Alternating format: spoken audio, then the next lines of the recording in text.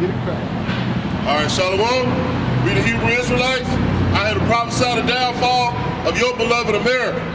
We want to start out by giving all praise, glory, and honor To Yahawaah, Bahashem, Yahawashi. Double honors to the elders and apostles of Great Millstone who teach and rule well. And salutations to the brothers who out here on the four corners of the earth push this thing in sincerity, truth, and in charity. Right, man. All right, today we're going to be dealing with how to treat your brother in the truth. You know what I'm saying? Because it's 2017, we still got people that don't know how to treat their brothers in the truth, man. They being tyrants over brothers. They stealing from brothers, robbing brothers, you know what I'm saying, misusing brothers. Don't you know brotherly love is one of Yahawashi's biggest pet peeves on how to treat your brother, man? You see what I'm saying? That right there can keep you from getting to the kingdom of heaven as according to how you treat your brother. Because remember, the scriptures say we must all appear before the judgment seat of Yahawashi, man. And part of that appearing before the judgment seat, the Lord is going to question you on how you treated your brother. See what I'm saying? So treating your brother is not a light thing. It's not something you just throw behind your back. Oh, he'll be all right, he'll get over. No. You got to be careful how you treat your brother. And Yahawashi was our biggest example of brotherly love, man. Go ahead and jump. John 13. It says, now before the feast of the Passover, when Yahawashi knew that his hour was come, that he should depart out of this world unto the Father. Yep, the Lord knew he was going to have to get on that cross and die for what? His brother in the nation of Israel, you Negro, Latino, and Native American. But it said before the feast of what? The Passover. Not Easter, like the church teach you. No, it's the Passover, the Pesach. You see what I'm saying? Well, where we eat what? Lamb, bitter herbs, and wine. Now hunt for Easter eggs and candy from rabbits and ducks and all this nonsense. See what I'm saying? This is a very important high holy day of Israelite custom, man, was the Passover. Go ahead. Now he loved his own which were in the world, he loved them until the end. See, it said, see, that's a cut to that John 3:16 doctrine. It said, having loved his own. See what I'm saying? It said, having loved his own which were in the world.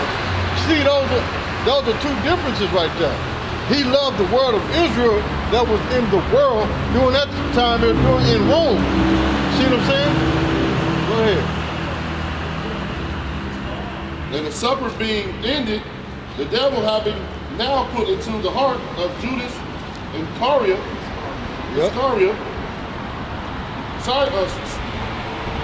Simon's son, to betray him. And see, this was a fellow what? Israelite, who claimed to what? Follow the Lord, but he betrayed the Lord and turned his back on the Lord. Judas Iscariot. And some of y'all coming to that same spirit today. You claim you love the Lord, but then you turn your back on the Lord. Like the scripture said, these people draw nigh unto me with their mouth, but their heart, meaning their mind, is far from me.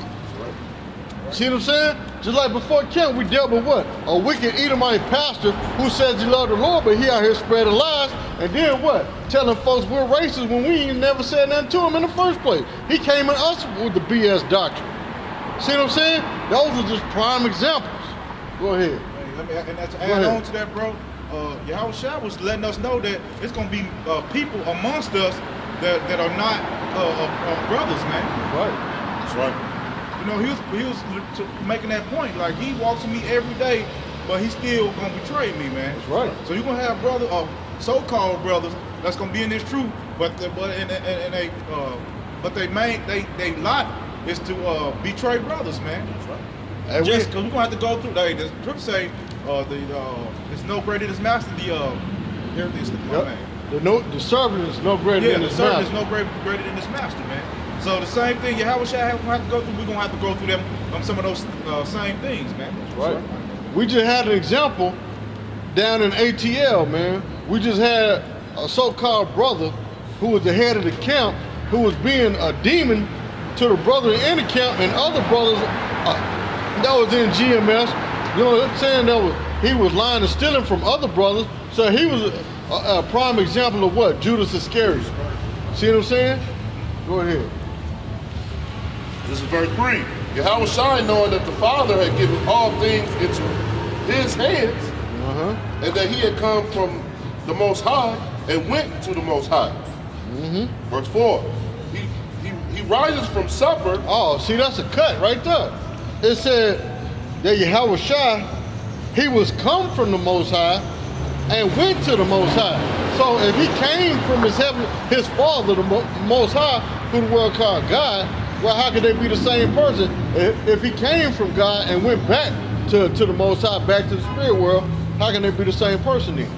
Because Yahawashi said he came to do of his father's will, not of his own. So how could he be the same person? Because you got people out there teaching that Yahawashi and Yahweh is the same person. No, they're not. Go ahead, bro. He rises from supper and laid aside his garment and took a towel and girdled himself. Just like you do, let's say if you got a baby, and you running your baby's bath water in that little tub, either in the sink or the baseball, however you choose to do it. You see what I'm saying? What you do, you grab that towel, you throw it over your shoulder, you know what I'm saying? Because you're getting ready to do what? To bathe somebody. Go ahead. After that, he poured water into a basin and began to wash the disciples' feet and to wipe them with the towel wherewith he was girded. Yep, see, that's the ultimate form of humbleness, man. This is the greatest man to ever walk the face of the earth, but then he humbled himself and what? Bent down and washed the disciples' feet, man. That's the same example we should follow, man, for our brethren, man. Humble ourselves and what? Be a help to our brethren, man. See what I'm saying? Go ahead. It says, then cometh he to Simon Peter, and Peter saith unto him, Lord, dost thou wash my feet?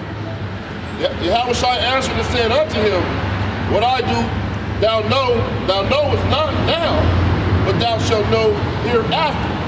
Keep reading. Peter said unto him, thou shalt never wash my feet, Yahawashi.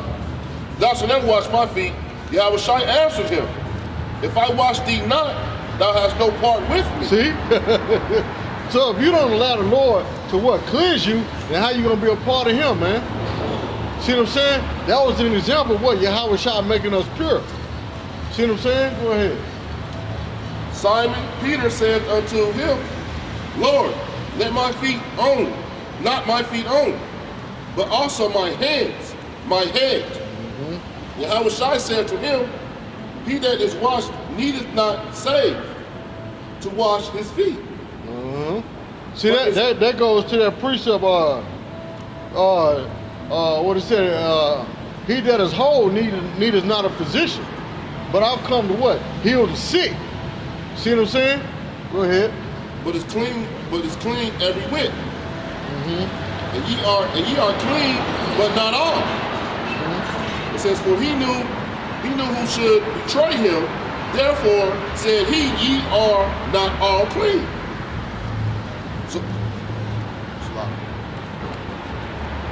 So after he washed their feet, and he had taken his garments, and was sat down again, he said unto them, know ye what I have done to you? Verse 13. Ye call me master and Lord, and ye say, well, for so I am. It says,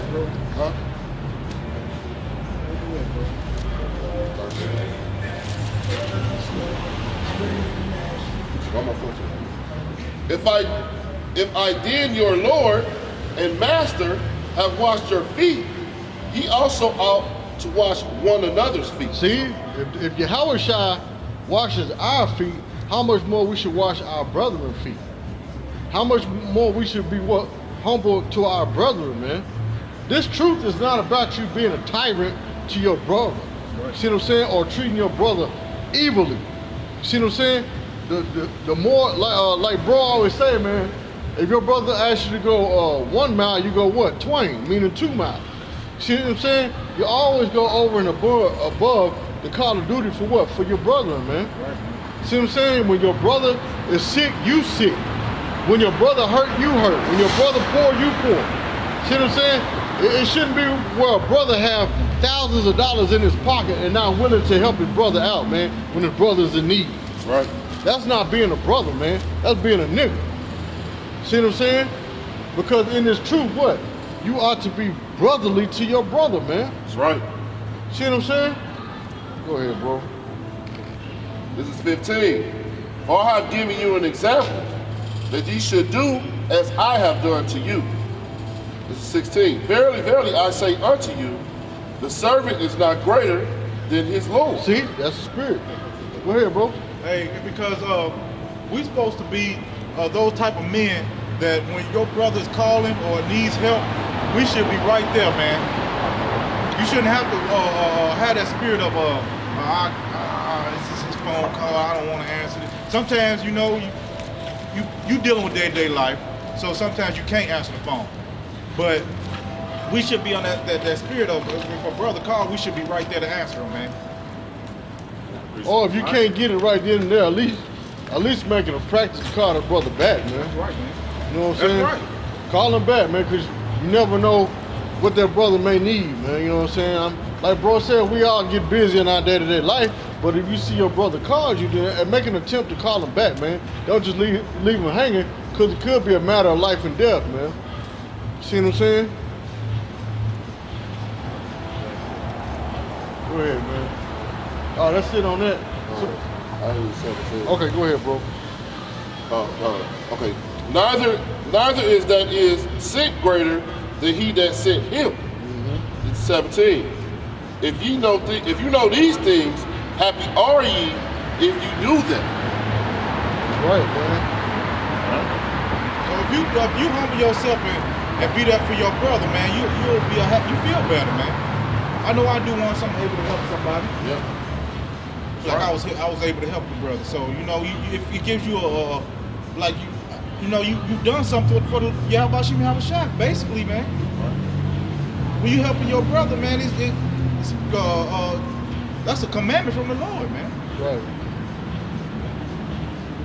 Matter of fact, can I read down to verse 21?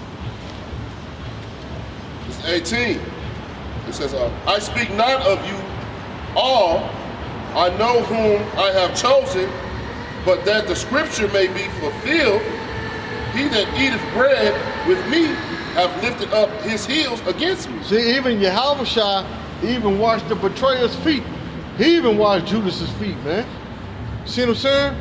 So, as a man of the Lord, you better pray that you're not one of the ones that Yahawashi chose to betray him, man. See what I'm saying? You better be doing your best to be a brother to the brothers, man. See what I'm saying? Go ahead, Kana. 19. Now I tell you before it come that when it is come to pass, ye may believe that I am he. This is 20.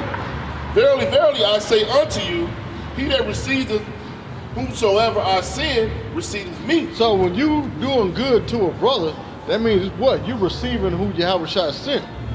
You see what I'm saying? Because you don't know who that brother is in the spirit, man. You don't know who you are in the spirit. Right. See what I'm saying? Right. Go ahead, bro. And he that receiveth me, receiveth him that sent me. That's right. 21. When Yahawashi had thus said, he was troubled in the spirit and testified and said, verily, verily, I say unto you that one of you shall betray me. And we done seen prime examples of that in GMS alone. So-called brothers in the truth turning their back on the Lord and betraying brothers, stealing from them, robbing them, you know what I'm saying? Just doing all kind of manner of wickedness to the brothers, man. See what I'm saying? So you better pray that you're not one of those men that Yahawashi set up to betray him, man. That's right. See what I'm saying? That's why you're supposed to be praying for what? Humility. See what I'm saying? That the Lord keep you humble, man. Get rid of that pride.